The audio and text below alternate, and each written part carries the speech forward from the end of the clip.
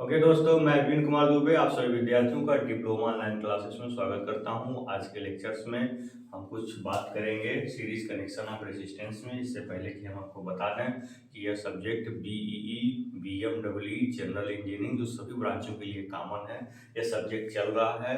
आप लोग इसको जरूर देखिए, अपने दोस्तों को शेयर करिए और डिस्क्रिप्शन बॉक्स में जाइए, वहां से लिंक लेकर के प्रीवियस लेक्चर्स को जरूर देखिए, तभी आपको अच्छी तरीके से चीजें समझ में आएंगी दोस्तों। ठीक है, इसी के साथ आज का लेक्चर हम स्टार्ट करने जा रहे हैं और वो उसका नाम है सीरीज कनेक्शन ऑफ रेसिस्टेंस।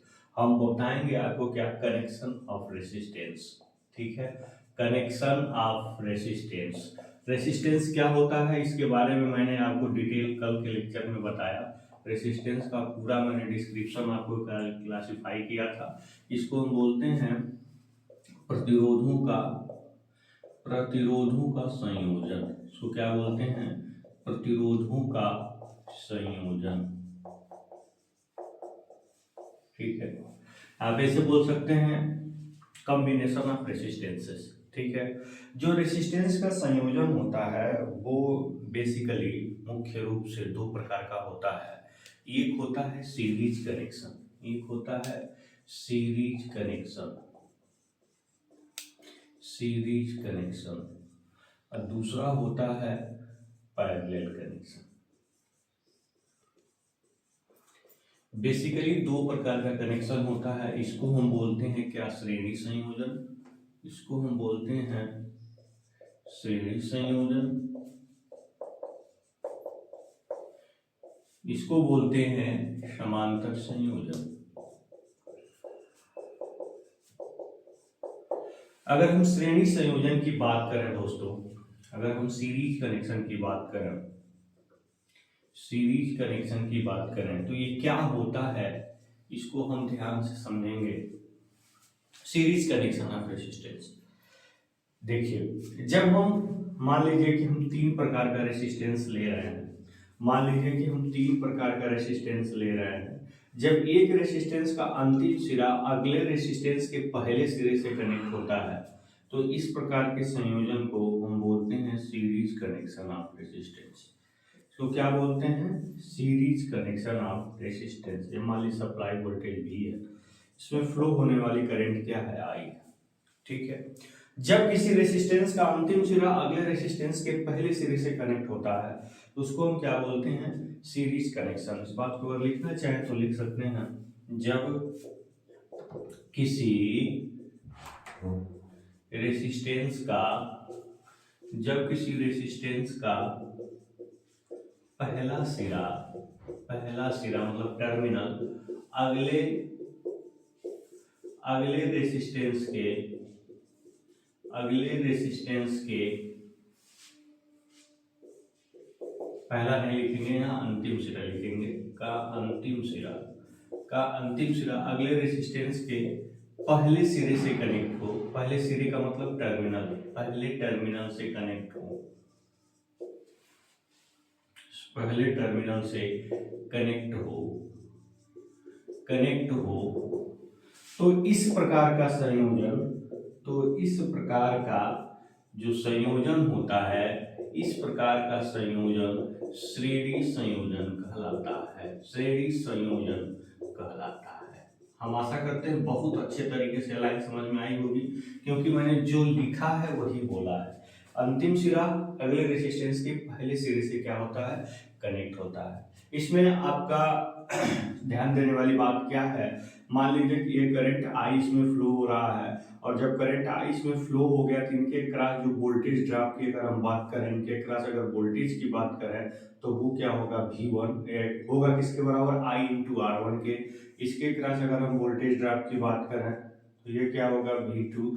ठीक है, एक इसके बराबर होगा I इंटू R2 पे। अब फिर इसी प्रकार से हम इसके क्रॉस वोल्टेज बात करें तो क्या होगा? V3। ये क्या होगा? I इंटू R3 के बराबर। ठीक है, इसमें जो होता है करंट सेम होता है। इसमें अगर देखा जाए, इसके लिए इंपॉर्टेंट पॉइंट्स अगर देखें हम, सीरीज कनेक्शन के अगर इंपॉर्टेंट पॉइंट्स की अगर हम बात करें तो इसका पहला इंपॉर्टेंट पॉइंट्स क्या है? इसमें करंट क्या होता है? करंट सेम होता है। ठीक है, आप ऐसे लिख सकते हैं, current is same in all resistances. ठीक है, आप इसको हिंदी में लिख सकते हैं, सभी रेसिस्टेंस में करंट क्या होता है, सेम होता है। ठीक है, अब फिर दूसरा point, voltage is additive. Voltage is additive in all resistances. इनमें लिखिए ऑफ ऑल रेसिस्टेंसेस, मतलब इसमें जो वोल्टेज होता है V1 V2 V3 वो क्या होता है, एडिटिव होता है। टोटल सप्लाई वोल्टेज अगर आप निकालेंगे तो टोटल सप्लाई वोल्टेज किसके बराबर होगा, V1 plus V2 plus V3 के बराबर होगा। अब इसमें कुछ बातें हैं, सर्किट पहले बना लीजिएगा। सर्किट बनाने के बाद इसमें लिखिएगा, माना 3 रेसिस्टेंस R1 R2 R3 ओम को निम्न प्रकार से सीरीज में जोड़ा गया है। माना इनके क्रॉस वोल्टेज V1 V2 और V3 है, इसमें बहने वाली धारा I है और सप्लाई वोल्टेज V है। जितने भी बातें मैं बोल रहा हूँ उनको आप पहले लिख लेंगे। ठीक है, क्या लिखेंगे कि माना 3 रेसिस्टेंस R1 R2 R3 निम्न प्रकार से सीरीज में जोड़ा गया है। इनके cross voltage V1 V2 V3 है, इसमें बहने वाली धारा I है, सप्लाई वोल्टेज क्या है, V। ठीक है, मान लिया कि इनका जो समतुल्य प्रतिरोध है वो क्या है, R है। इतनी सारी बातें आप लिख लेंगे, तब इसको एक्सप्लेन करेंगे। तो अगर आप इसको चाहे तो स्क्रीनशॉट ले सकते हैं। इन बातों को हम यहाँ पे लिख रहे हैं। हम क्या आपको बता रहे हैं, सीरीज कनेक्शन ऑफ रेसिस्टेंस। ठीक है, सारी बातों को आपके सामने हम लिखेंगे और बताएंगे कैसे इनको लिखा जाता है, ताकि एग्जाम में आप कंफ्यूज ना हो। बहुत सारे बच्चे बुक पढ़ते हैं उसी को रट लेते हैं। यानी जो भी यहाँ इंजीनियरिंग है इनको केवल आपको समझना है, रटना कुछ नहीं है, केवल समझना है, और जो समझे हैं वही लिखना है। ठीक है, अपने तरफ से कुछ नहीं इसमें करना है। ठीक है, इसमें आप क्या लिखेंगे, इसमें हम लिखेंगे कि माना 3 रेसिस्टेंस, माना 3 रेसिस्टेंस R1 R2 R3 ओम के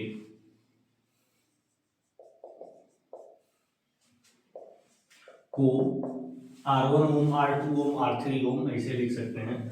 ठीक है, ओम को निम्न प्रकार से श्रेणी में जोड़ा गया है, श्रेणी में जोड़ा गया है। ठीक है, निम्न प्रकार से श्रेणी में जोड़ा गया है। ठीक है, यहाँ लिखेंगे, फिर लिखेंगे तथा जोड़ा गया है, तथा इनके एक्रॉस वोल्टेज, तथा इनके एक्रॉस वोल्टेज क्रमशः क्या है, क्रमशः V1 V2 V3 है। ठीक है, इतनी बातें आपने एजम्पशन कर लिया। ठीक है, फिर इसमें आगे लिखेंगे, यह भी माना कि इसमें I एम्पियर की करंट मतलब क्या, धारा बह रही है, धारा फ्लो हो रही है, आप कह सकते हैं। क्या हो रही है, धारा या करंट क्या हो रही है, फ्लो हो रही है, और इसका सप्लाई वोल्टेज भी है। क्या मान लेंगे, ये भी माना कि इसमें I एम्पियर की धारा फ्लो हो रही है और इसका सप्लाई वोल्टेज क्या है, भी है। ठीक है, यदि इन तीनों का मतलब इन तीनों विधों पे जो हम प्रतिरोध रख रहे हैं, यदि इन तीनों का समतुल्य प्रतिरोध, समतुल्य मतलब इक्विवेलेंट, समतुल्य का मतलब क्या होता है, इक्विवेलेंट, समतुल्य का मतलब इक्विवेलेंट, यदि इन तीनों का समतुल्य प्रतिरोध R हो तो, यदि इन तीनों के जगह पे जो हम रेजिस्टेंस रख रहे हैं उसका मान लीजिए मान क्या है, R है, तो क्या होगा। ठीक है, देखना है। ये सप्लाई वोल्टेज है, इसी वोल्टेज में V1 ड्रॉप हो रहा है, V2 ड्रॉप हो रहा है, V3 ड्रॉप हो रहा है, इसमें कुछ सोचना है नहीं। ठीक है, परिपथ के अनुसार आप लिख सकते हैं इस चीज को, क्या, परिपथ के अनुसार, अकॉर्डिंग टू सर्किट, ठीक है, परिपथ के अनुसार, इसको ऐसे लिख सकते हैं क्या, according to circuit, according to circuit, ठीक है, सर्किट अकॉर्डिंग टू सर्किट। यहाँ पे जो सप्लाई वोल्टेज V है वो क्या है, V1 plus V2 plus V3, simple, इसमें कोई बहुत बड़ा गुणा गणित नहीं है। जो वोल्टेज यहाँ आपने सप्लाई दिया वही V1 V2 V3 में क्या हो गया, बट गया है, इसलिए सप्लाई वोल्टेज V क्या होगा, V1 plus V2 plus V3 के बराबर होगा, ठीक है। तो यहाँ से जो आपका V है ना, ये सप्लाई वोल्टेज है, यानी कि ये टोटल करंट I और इन तीनों की जगह पे टोटल रेसिस्टेंस R के क्या है, बराबर। और इन तीनों की जगह पे रेसिस्टेंस का क्या मान लिया, R मान लिया, तो total supply voltage V, total current और टोटल रेसिस्टेंस, ये हो गया I इंटू R। अब V1 की अगर हम बात करें तो यही करंट I इसमें फ्लो रही है, क्योंकि सीरीज में सभी करंट क्या होती है, फ्लो होती है, तो I इंटू R1 हो गया ये। अब फिर ये क्या हो गया, I इंटू R2 हो गया, फिर ये क्या हो गया, I इंटू R3, कल हम ओम्स लॉ में बताया ही था, ठीक है। तो यहाँ से आपका क्या हो गया, I इंटू R, यहाँ से अगर I हम कॉमन ले लें तो R1 plus R2 plus R3, तो ये I से ये I कैंसिल हो गया, तो R इक्वल टू क्या मिला, R1 plus R2 plus R3, ठीक है। तो ये हो गया टोटल रेसिस्टेंस R। अगर तीन रेसिस्टेंस R1 R2 R3 चाहे 5 6 7 8 कितना हो रेसिस्टेंस अगर सीरीज में कनेक्ट हैं, तो जो टोटल रेसिस्टेंस R होता है ये इनका क्या होता है, समेशन होता है, ठीक है। तो अगर हम कंक्लूजन लिखें हैं, यहाँ पे कंक्लूजन लिखें, कंक्लूजन लिखें अगर,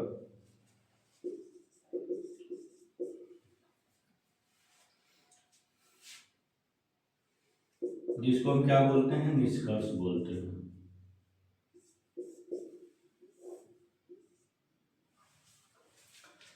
तो हम क्या लिखेंगे, कंक्लूजन में हम क्या लिखेंगे कि सीरीज कनेक्शन में जो इक्विवेलेंट रेजिस्टेंस होता है, यहाँ पे क्या होता है, समतुल्य जो प्रतिरोध होता है, इक्विवेलेंट रेजिस्टेंस क्या होता है,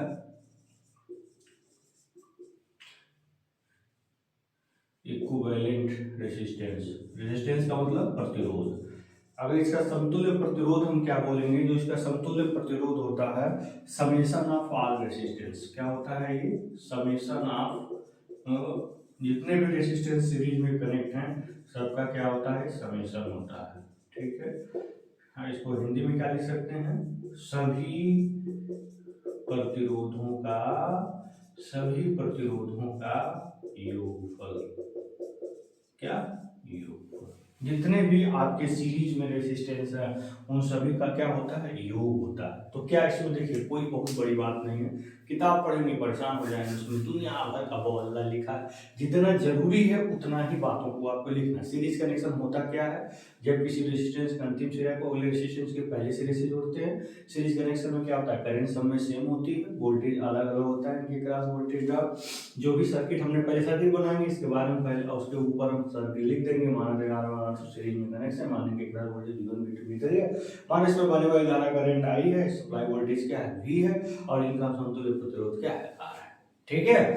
तो इस तरह से परिपथ के अनुसार हम लिख सकते हैं supply voltage V equal to V1, ऐसे लिख सकते हैं, इसमें KVL अप्लाई करने पर, ठीक है। KVL है, अगर सप्लाई वोल्टेज सभी अलग अलग वोल्टेज ड्रॉपों के ऊपर क्या होता है, बराबर होता है, इसी को बोलते हैं किरचॉफ वोल्टेज लॉ। थोड़ा सा डिफाइन करके हम बताएंगे नेक्स्ट वीडियोज में, ठीक है। तो लिख सकते हैं अकॉर्डिंग टू KVL, ऐसे भी लिख सकते हैं, लिख सकते हैं अकॉर्डिंग टू सर्किट। इसी बात को हम क्या लिख सकते हैं, अप्लाइंग KVL इन दी सर्किट, तभी लिख सकते हैं, सर्किट के अनुसार ऐसे भी लिख सकते हैं, ठीक है।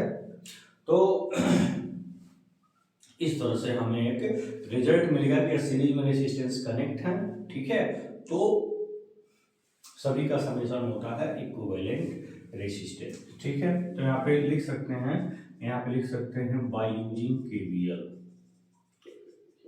ऐसे लिख सकते हैं, ठीक है। क्या है किरचॉफ वोल्टेज लॉ, ये हम बताएंगे, यहाँ सिंपली समझिए, सप्लाई वोल्टेज क्या होता है, सभी वोल्टेज ड्रॉपों के ऊपर के बराबर होता है, और अगर सेल लगाए हैं तो उसके EMF का भी उसमें ऐड हो जाता है, ठीक है। कौन सा अलजेब्रिक सम आगे बताया जाएगा, डिटेल बताया जाएगा, अभी यहाँ बस केवल समझिए।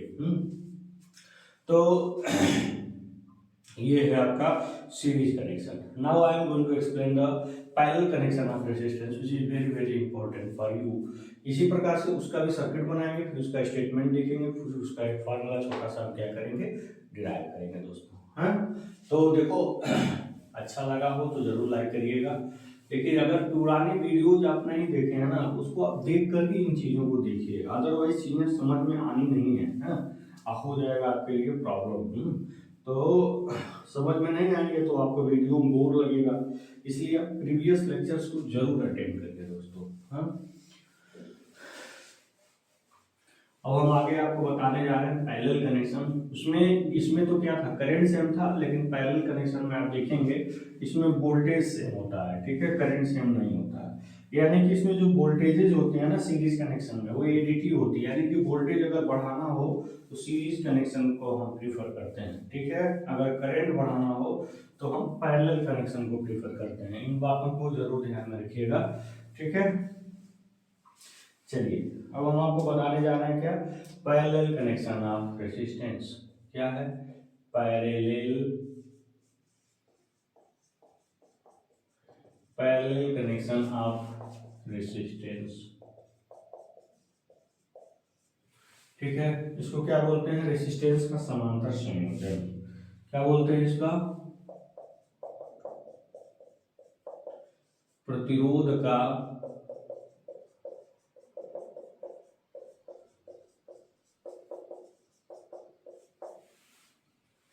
पैरेलल कनेक्शन ऑफ रेजिस्टेंस, प्रतिरोध का समांतर संयोजन, ठीक है। चलिए पैरेलल कनेक्शन ऑफ रेजिस्टेंस, इसमें क्या होता है, इसमें सारे रेजिस्टेंस एक दूसरे के क्रॉस कनेक्ट होते हैं। क्रॉस का मतलब आर पार, पहला टर्मिनल पहले टर्मिनल से, दूसरा टर्मिनल दूसरे टर्मिनल से। जैसे मान लीजिए कि हम यहाँ पे एक एग्जाम्पल लेकर के आपको समझाने की कोशिश कर रहे हैं। मान लीजिए तीन रेजिस्टेंस, ये आपका R1 है, ये आपका क्या है R2 है, ये आपका क्या है R3 है। हम 3 4 5 कितना हो रेजिस्टेंस चाहे तो ले सकते हैं, ठीक है।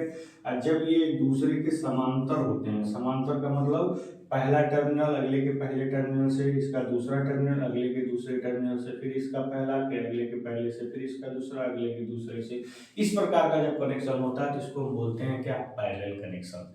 इसमें वोल्टेज सबके क्रॉस सेम होता है। देखिए जो वोल्टेज यहाँ है वही वोल्टेज यहाँ है, वही वोल्टेज यहाँ है वही वोल्टेज यहाँ है, लेकिन इसमें जो करंट होता है ना वो एडिटिव होता है, ठीक है। क्या होता है, वो एडिटिव होता है। हाँ, इस बात को अगर आप लिखना चाहें तो बहुत अच्छे से लिख सकते हैं। क्या लिख सकते हैं कि इसमें जो करंट होता है ना, इसमें जो करंट होता है वो एडिटिव होता है, यानी कि इसमें जो करंट होता है आई, वो क्या होता है एडिटिव, यानी कि I1 plus I2 plus I3 होता है, ठीक है। लिख सकते हैं, देखिए रूरल करंट है, क्या लिख सकते हैं, इसको इसको हम बोलते हैं, इस रूल को बोलते हैं KCL, incoming current is equal to outgoing current. Incoming current जो करंट आ रही है उसका समेशन इक्वल टू जो करंट जा रही है उसका समेशन बराबर होता है। ये KCL है, किरचॉफ करंट का। आगे बताएंगे, बहुत अच्छे तरीके से एक्सप्लेन करने वाले हैं, ठीक है। हैं, लिख सकते हैं अप्लाइंग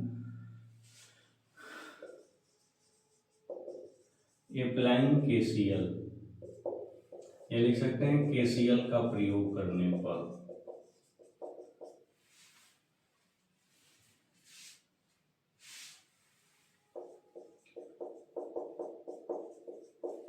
ठीक है। KCL का प्रयोग करने पर जो आपका क्या है I इक्वल टू क्या है I1 plus I2 plus I3। तो फिर जो भी बातें इससे भी रिलेटेड हैं उसको आप पहले लिख लीजिएगा। इसमें क्या होता है कि हर रेसिस्टेंस का पहला सिरा अगले रेसिस्टेंस के पहले सिरे से, हर रेसिस्टेंस का दूसरा सिरा अगले के दूसरे सिरे से कनेक्ट होता है, ठीक है। इसमें वोल्टेज सेम होता है, करंट क्या होती है एडिटिव होती है। मान लिया कि तीन रेसिस्टेंस, निम्न प्रकार से लिख लीजिएगा इन सब बातों को। मान लिया, क्या मान लिया कि तीन रेसिस्टेंस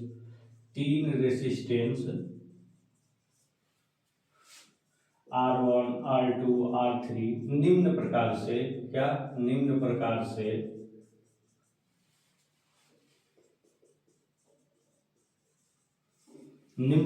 से पैरेलल में क्या है, कनेक्ट है।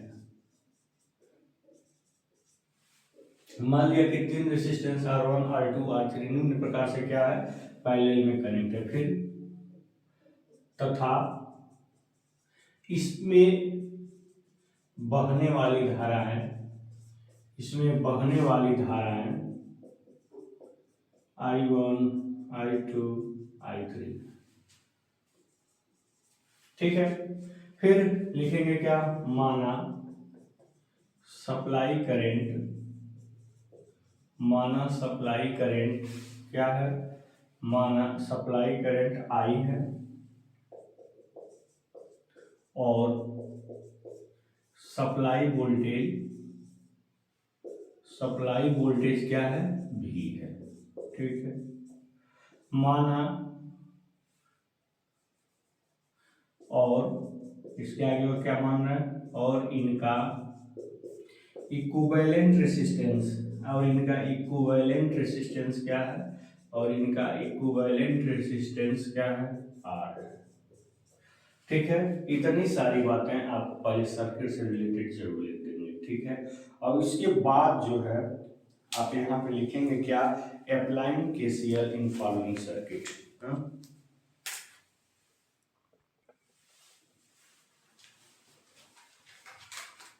ठीक है, तो अब यहाँ पे अप्लाइंग केसीएल, यहाँ पे हमने केसीएल का यूज किया, incoming current is equal to outgoing current हमने लिख दिया।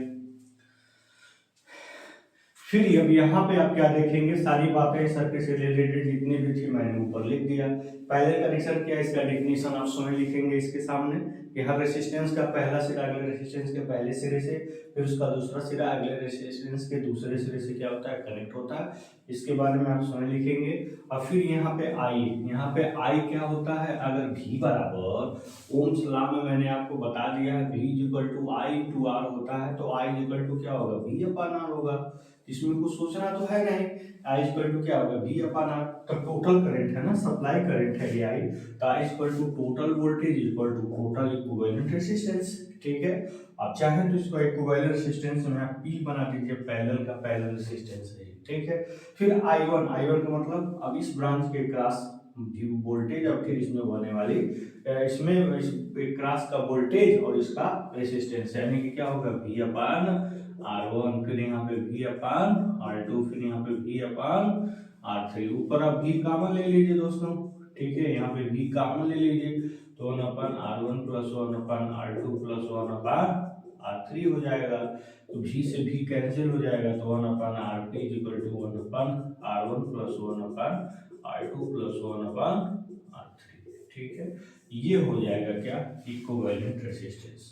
ठीक है, इसमें जो इम्पोर्टेंट पॉइंट लिखेंगे, ठीक है, इसका इम्पोर्टेंट पॉइंट क्या होता है, इसमें अगर पैरेलल कनेक्शन ऑफ रेसिस्टेंस की अगर हम बात कर रहे हैं ना, तो इसका इम्पोर्टेंट पॉइंट्स में क्या आता है, इसमें जो वोल्टेज होता है वो सेम होता है। ठीक है, वोल्टेज आर, या लिखेंगे वोल्टेजेज आर, या वोल्टेज इज सेम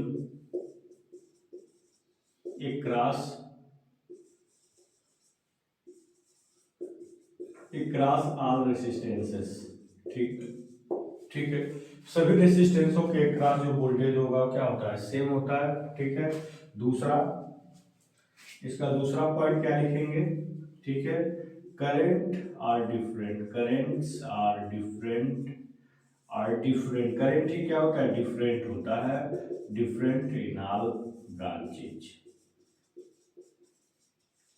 ठीक है, इसमें जो करंट होता है वो सभी ब्रांचों में क्या होता है, डिफरेंट होता है। अगर सेम रेसिस्टेंस हो गया तो सेम ही होगा। तो 2 पॉइंट्स आप जरूर लिख लीजिएगा। यहाँ इसका उद्देश्य क्या होता है, इसका जो पर्पस होता है, अगर हमें करंट की वैल्यू इंक्रीज करनी हो तो इसको हम क्या कर देते हैं, पैरेलल रेसिस्टेंस को क्या करते हैं, इसमें क्या होता है, करंट एडिटिव होता है, यानी कि करंट की वैल्यू बढ़ती है इसमें। ठीक है, वो तो सेलों का संयोजन होता है कि सेलों को बड़ा, सेलों से हमें अधिक वोल्टेज लेना है कि सेलों से हमें अधिक करंट लेना है, वहां पे हम बात करेंगे अच्छे तरीके से। अधिक करंट लेना है तो उनको पैरेलल में जोड़ते हैं, अधिक वोल्टेज लेना है तो उनको सीरीज में जोड़ते हैं। ठीक है, यहाँ ऑटोमेटिक रिजल्ट मिलता है, अधिक करंट और उसमें अधिक वोल्टेज। ठीक है, तो ये हमने आपको अच्छे तरीके से एक्सप्लेन किया कि क्या होता है प्रतिरोधों का समांतर संयोजन। तो इतना ही पर्याप्त नहीं है दोस्तों, अब हम इसके बाद कुछ इस पर न्यूमेरिकल क्वेश्चंस को सॉल्व करेंगे। जब न्यूमेरिकल क्वेश्चन आप इस पर लगाना जान जाएंगे ना तो बहुत आसान हो जाएगा। हाँ, तो आप शुरू से ही पढ़ते आ रहे होंगे कि सीरीज पैरेलल कनेक्शन का न्यूमेरिकल क्वेश्चन आप सॉल्व करते हैं तो जनरली आपको समझ में नहीं आता है कि रेजिस्टेंस सीरीज में है कि पैरेलल में है। आज वो सारा डाउट क्लियर हो जाएगा, आप बस बने रहिएगा, पूरी डाउट आपका क्लियर करूंगा कि कैसे हम रिकॉग्नाइज करते हैं। कभी कभी ऐसा कंडीशन आ जाता है कि आपको नहीं समझ पाता है, आपको समझ में नहीं आता है कि रेजिस्टेंस सीरीज में है कि पैरेलल में है। तो ऐसे कंडीशन को क्लियर करने के लिए ना आपको समझना पड़ता है क्या, star delta connection of resistance. ठीक है, वहां पे आपको क्या समझना है, स्टार डेल्टा कनेक्शन। जहां आपको न समझ में आए कि सीरीज में है कि पैरेलल में है तो वहां आप क्या देखेंगे, स्टार डेल्टा कनेक्शन। तो फिर इसके बाद जो है जब मैं इस टॉपिक को खत्म कर लूंगा तो देखता हूँ या तो स्टार डेल्टा स्टार्ट करूंगा या तो कैपेसिटर का एक छोटा सा शॉर्ट वीडियो है उसको बना लेंगे जाएगा। ठीक है, कैपेसिटर के बारे में सिलेबस में बहुत कम कर दिया है, कैपेसिटर को डिटेल नहीं दिया गया है, तो जितना दिया गया है उतना ही कवर किया जाएगा, उतना ही पढ़ा जाएगा दोस्तों। चलिए, अब कुछ न्यूमेरिकल क्वेश्चन सॉल्व करने से पहले आप ये जान लीजिए कि अगर दो रेजिस्टेंसेस इस प्रकार से अगर आपको मिल गए ऐसे, ठीक है, ये मान लीजिए R1, ये मान लीजिए R2। अगर दो रेजिस्टेंस इस प्रकार से मिल गए तो इनका जो इक्विवेलेंट रेजिस्टेंस होगा RT वो क्या होगा, R1 इंटू R2 अपान R1 प्लस R2। डायरेक्ट आप लिख सकते हैं, कैसे आया देखिए, 1 upon RT total resistance equal to 1 upon R1 plus 1 upon R2।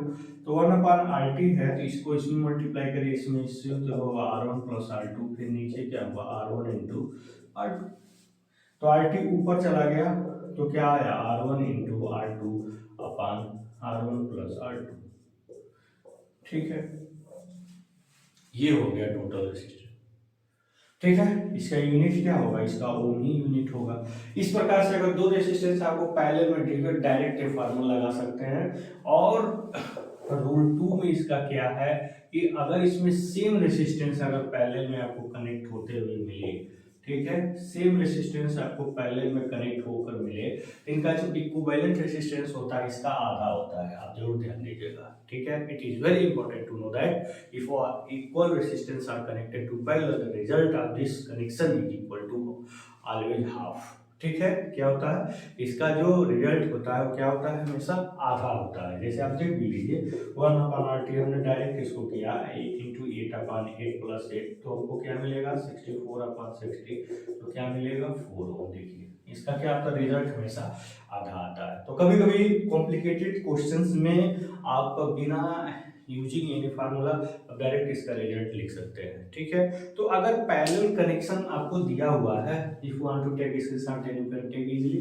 Because this is very very important for you to know that the equal resistance are connected in parallel, तो how do you find the result of this type of connection. ठीक है, तो now I am going to explain the some numerical questions which is related to this topic which is very very important for you दोस्तों। तो हम देखेंगे क्या कुछ questions हैं जिसको हम बहुत आसानी से सॉल्व कर सकते हैं। उससे पहले कि हम आपको बताएंगे कि कनेक्शन को पहचानेंगे कैसे, how can we recognise the connection of resistances, I am going to explain this type of topics. ठीक है, कैसे रिकॉग्नाइज करेंगे, हाउ कैन वी रिकॉग्नाइज, कैसे कर सकते हैं रिकॉग्नाइज, इसके बारे में हम थोड़ा सा विचार करेंगे। जैसे मान लीजिए कि अगर कोई रेजिस्टेंस इस प्रकार से कनेक्ट होकर अगर ऐसे कनेक्ट हो रहा है, ठीक है, या कोई रेजिस्टेंस ऐसे कनेक्ट हो करके ऐसे कनेक्ट हो रहा है, ठीक है, तो इसमें आप सीधे सीधे देख लीजिए। ठीक है, अगर इसके क्रॉस की अगर हम बात कर रहे हैं, यहाँ ऐसे हम बात कर रहे हैं, या हम मान लीजिए कि इसको हम ऐसे बात कर रहे हैं, तो इसमें कुछ बहुत ज्यादा आपको दिमाग लगाने की जरूरत नहीं है। तो अगर हम ऐसे अगर हम बात कर ले रहे हैं ना, अगर इस प्रकार से कनेक्शन आपको कहीं देखने को मिल रहा है, इसमें घबराने की बात नहीं है दोस्तों। इसमें देखिए इस रेजिस्टेंस का पहला सिरा, अगर इसको R1 मानना है, इसको R2 मानना है, इसका पहला सिरा इसके भी पहले सिरे से, इसका दूसरा सिरा इसके भी दूसरे सिरे से क्या कनेक्ट है, कनेक्ट है, तार ही तो है, इसको उठा के यहाँ कर दीजिए, इसको उठा के यहाँ कर दीजिए, तार ही तो है। तो कनेक्शन आपको एक दूसरे के क्रॉस मिलेगा, तो फिर वही इनका आर टी क्या होगा, R1 into R2 upon R1 plus R2। ठीक है, वही चीज यहाँ भी, इसका दूसरा सिरा इसके दूसरे से पहला सिरा, पहले से अगर ये R1 R2 है तो फिर इसका इक्विवेलेंट क्या हो जाएगा, RT equal to R1 into R2 upon R1 plus R2। अगर आपको ये सब तरीके मालूम है तो numbers of question you can solve very very very easily method. ठीक है, आप इसको सॉल्व कर सकते हैं बहुत इजी, अगर ये सारी चीजें, ये सब कॉन्सेप्ट आपको आ रहा हो। ठीक है, तो चलिए अब हम चलते हैं कुछ क्वेश्चंस पे जिसको हम आपको एक्सप्लेन करने वाले हैं, जिसको आपको हम बताने वाले हैं कि कैसे आप सॉल्व करेंगे। ठीक है, चलिए अब हमारी टॉपिक क्या है, numerical questions. Numerical numerical questions questions related to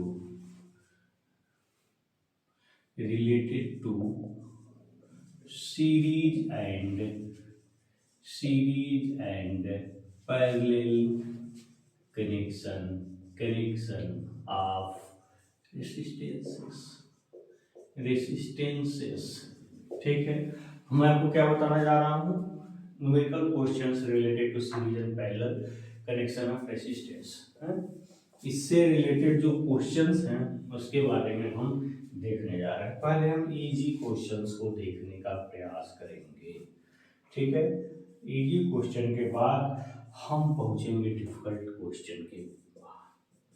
ठीक है, मान लीजिए पहला सर्किट ये है, दूसरा थोड़ा सा हम इसमें क्या करते हैं, कॉम्प्लेक्सिटी लगाते हैं। थोड़ा सा हम इसमें क्या कर दिए, कॉम्प्लेक्सिटी लगा दिया।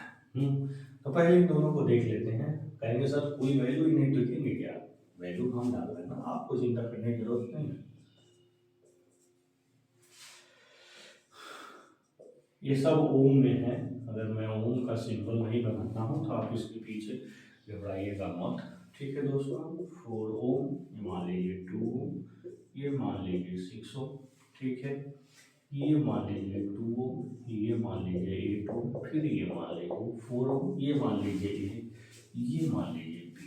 ठीक, चलिए इसको देखते हैं। हमें find the resistance across A B. इसमें हम क्या क्वेश्चन क्या है, find the equivalent resistance, find the equivalent resistance cross A B. हमें क्या करना है, ए बी के क्रॉस इक्विवेलेंट समतुल्य प्रतिरोध निकालना है। ठीक है, इसको लिख सकते हैं ए बी के क्रॉस समतुल्य प्रतिरोध बताइए। क्या बताइए, समतुल्य प्रतिरोध बताइए। ठीक है, तो देखिए पहला देखिए, हमें ए बी के क्रॉस जानना है, यानी कि हम इधर से इधर चलेंगे। ठीक है, इधर से इधर नहीं, इधर से इधर चलेंगे, इनके क्रॉस जानना। इन सब की जगह पे एक वैल्यू का क्या रेसिस्टेंस यहाँ पे हम रख सकते हैं। फिर वही ए बी के क्रॉस जानना है, यानी कि इधर से इधर नहीं, इधर से इधर चलना है, इनके क्रॉस टोटल क्या हम रेसिस्टेंस डाल सकते हैं। ठीक है दोस्तों, तो चलिए अब हम चलते हैं इसको। अब इधर हम क्या देख रहे हैं कि जो करंट इसमें फ्लो होगी वही करंट इसमें फ्लो होगी, यानी कि इसका अंतिम सिरा इसके पहले सिरे से कनेक्ट है। ठीक है, देखिए अंतिम पहला, आप कहेंगे सर दूसरा भी तो कनेक्ट है, लेकिन दूसरा इससे कनेक्ट है, इससे नहीं कनेक्ट है। ठीक, तो जब यहां से देख रहे हैं कि जो करंट इसमें फ्लो होगी वही इसमें फ्लो हो रही है, इसका अंतिम सिरा इसके पहले सिरे से कनेक्ट है, तो बिना सोचे आप कह सकते हैं ये कनेक्शन क्या है, ये कनेक्शन आपका क्या कहलाएगा, सीरीज कनेक्शन। तो 12 4 16, तो जब 12 4 16 हो गया, तो यानी कि इन दोनों के जगह पे 16 ओम का रेसिस्टेंस होगा, तो हम इसमें क्या करेंगे, मिटा देंगे इसको। ऐसे भी लिख सकते हैं, टोटल आरटी क्या होगा, ये 12 प्लस 4। ठीक है, इसके पैरेलल में आएगा क्या, 16 ओम, और फिर इसके सीरीज में आएगा क्या, 8 ओम दोस्तों। ठीक, तो यहाँ पे क्या देख रहे हैं, 12 4 16 और 16 दोनों, 16 और 16 दोनों जब पैरेलल में होंगे, इसका इक्विवेलेंट क्या आएगा 8 है, तो 8 + 8 ये क्या हो जाएगा 16 ओम। क्या हो जाएगा ये 16 ओम।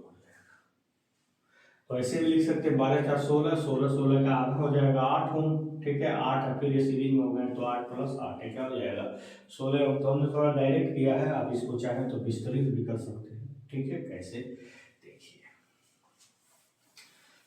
ठीक है देखिए, तो यहाँ पे 12 4 16 है, पैरेलल में 16 है, तो 16 × 16 फिर इन दोनों को जोड़ दीजिए 32 और फिर +8, तो 16 दूना 32, 2 8 है 16, 8 और 8 16, ये हो गया आपका क्या 16 ओम। ये हो गया क्या आंसर हो गया आपका। ठीक है अब फिर इधर से चलिए, अब देखिए, अब यहाँ ध्यान दीजिएगा, यहाँ पे जो करंट इसमें वही करंट इसमें, ये इसका अंतिम इसका पहले से कनेक्टेड, सीधी बात है सीरीज में होगा। तो यहाँ RAB अगर हम देखेंगे तो यहाँ पे 4 + 2 होगा, और 4 + 2 के पैरेलल में देखिए, पहला पहला दूसरा दूसरा, 4 + 2 के पैरेलल में 6 ओम है, यहाँ पे 6 हो जाएगा। ठीक है अब फिर जितना आएगा इसके क्रॉस, वो और ये सीरीज में होंगे, क्योंकि अब देखिए ऐसे हम एक एक स्टेप मिटाते जाएंगे। ठीक है देखते जाइए मिटाते जाएंगे, हाँ आप स्वयं कर सकते हैं, कोई इसमें बड़ी बात नहीं। ये क्या होगा 4 2 6 ओम। तो 4 2 6 ओम क्या हो गया, यहाँ पे सीरीज में हो गया, 4 और 2 ओम क्या हो गया सीरीज में हो गया, तो ये क्या हो गया 4 और 2 ओम सीरीज में हो गया। तो अब यहाँ से इनके जगह पे हम क्या लिख देंगे, इन दोनों की जगह पे क्या लिख देंगे 6 ओम लिख सकते हैं। तो आप तो 6 ओम और 6 ओम ये दोनों पैरेलल में हो गए, जिसका आधा आ जाएगा 3 ओम। ठीक है 3 ओम आ जाएगा, और फिर 3 ओम और 2 ओम क्या हो गया 5 ओम हो गया। ठीक है 3 ओम और 2 ओम क्योंकि आएंगे क्या, ये सीरीज में आएंगे ना, 3 ओम और 2 ओम क्या हो जाएगा 5 ओम हो जाएगा, 5 और 8 पैरेलल में आ जाएंगे। ठीक है कैसे आ रहा है ये सारे स्टेप आप देखते जाइए, क्योंकि अगर नहीं देखेंगे तो चीजें हो सकता है आपको समझ में ना आए। इसको हम 5 कर दें तो आसान हो जाएगा थोड़ा कैलकुलेशन। ठीक है देखते जाइए, तो 4 और 2 6 ओम हुआ ना, तो 6 ओम आप एक जगह पे लिख दीजिए, चाहे यहाँ पे लिखिए और चाहे यहाँ पे लिखिए। हमने इन दोनों की जगह पे 6 ओम लिख दिया। अब देखिए इसका पहला इसके पहले से दूसरा, तो 6 ओम क्या हो गया पैरेलल हो गए, तो जब पैरेलल हो गए तो इनका रिजल्टेंट कितना आएगा 3 ओम। तो एक जगह पे 3 ओम लिख दीजिए, चाहे यहाँ लिखिए चाहे यहाँ पे लिखिए 3 ओम। ठीक है अब देखिए जो करंट इसमें वही करंट इसमें, इसका अंतिम इसके पहले से, तो 5 और 3 किस में हो गया सीरीज में हो गया। तो सीरीज में हो गया तो चाहे 8 ओम यहाँ लिखिए चाहे 8 ओम यहाँ लिखिए, कहीं भी लिख सकते हैं। मान लीजिए आप इसको 5 और 3 का सीरीज में हो गए तो इनका 8 ओम इक्विवेलेंट आया, तो इसको 8 ओम यहाँ लिख दीजिए। अब देखिए दोनों पैरेलल में नहीं हुए, जब ये दोनों पैरेलल में हो गए तो इनका इक्विवेलेंट कितना आएगा 4 ओम आएगा। अब 4 ओम आया तो चाहे आप 4 यहाँ लिखिए और चाहे आप 4 यहाँ पे लिखिए।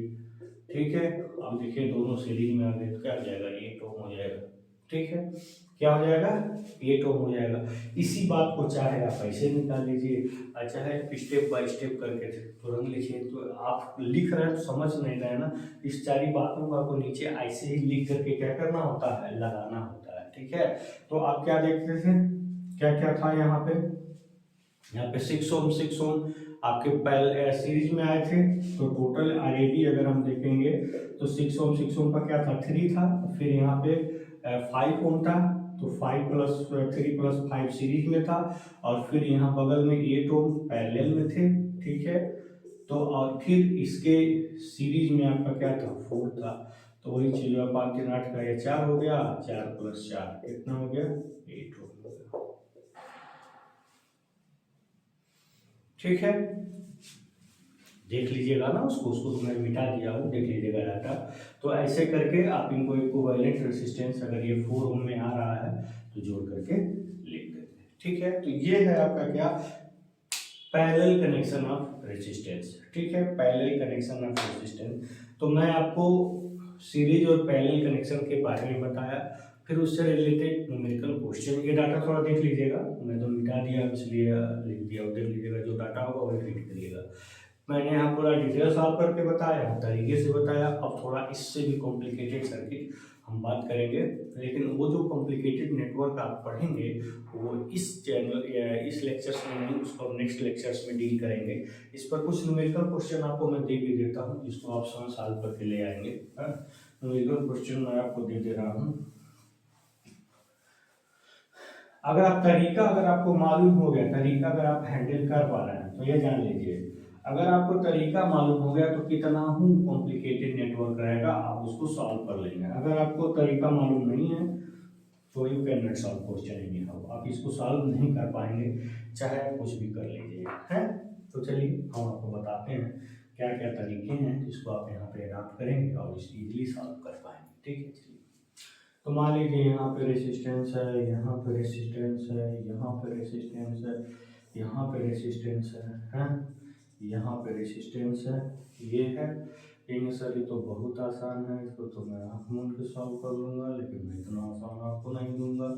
ठीक है, ये मान लीजिए ए बी, डाटा ऐसा दूंगा जिसको आप आसानी से सॉल्व कर पाए।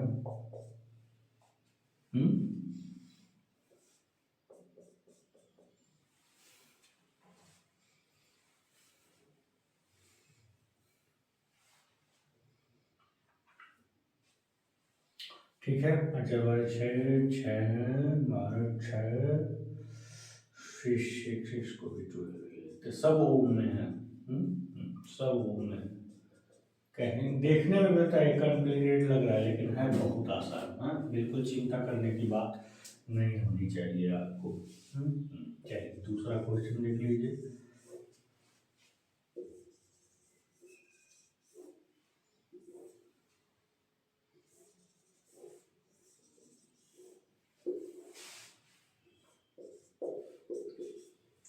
ये भी मान लीजिए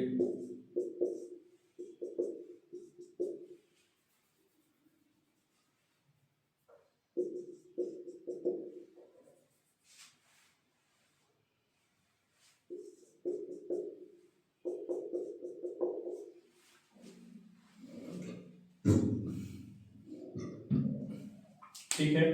तो यहाँ पे आपको क्या करना है, find equivalent resistance across A B, इसमें भी वही चीज वही क्वेश्चन, ए बी के क्रॉस क्या करना है, आपको इक्विवेलेंट रेजिस्टेंस क्या करना है, फाइंड करना है। ठीक है दोस्तों, नोट डाउन कर लीजिएगा इसको और आप सॉल्व करने की कोशिश करिएगा।